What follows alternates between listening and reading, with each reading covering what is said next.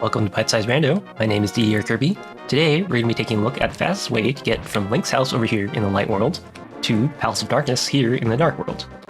Now, if you have the hammer and the flute, then the fastest way is going to be to just use your flute, go to flute spot number 5, which is right below Eastern Palace, and then you can take out your hammer and hammer this, and then take this portal right here, which will take you to right below Pod. But if you don't have the flute, then things become a little bit more interesting. You can, of course, go right from Link's house and walk all the way to that flute spot that we just talked about, and then do the same thing by going to this portal. But a second option is to go south instead from Link's house, and you can route around to this warp here that is kind of below Link's house, and then you can use this portal here, and then walk around to Pod that way. Which one of these two routes do you think is faster? Take a look at some video comparisons, and we can figure that out. Okay, so we're going to do this without boots first. On the left, we're going to go south to that portal, and then on the right, we're going to go east to the Eastern Palace area.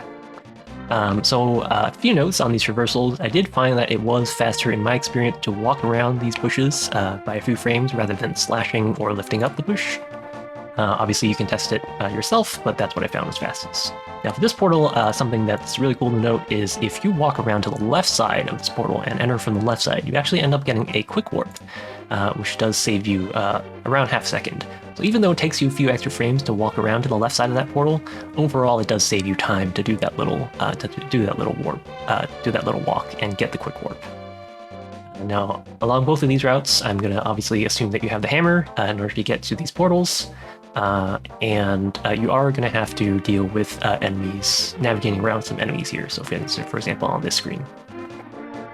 But this comparison actually ended up being very close with walking without the boots and with the hammer in hand.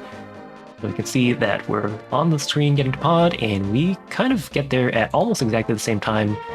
In this particular timing, the route on the left, where you go south from Link's house, ended up being 0.4 seconds faster, but I think that's such a minute difference that I would basically chalk this up to personal preference.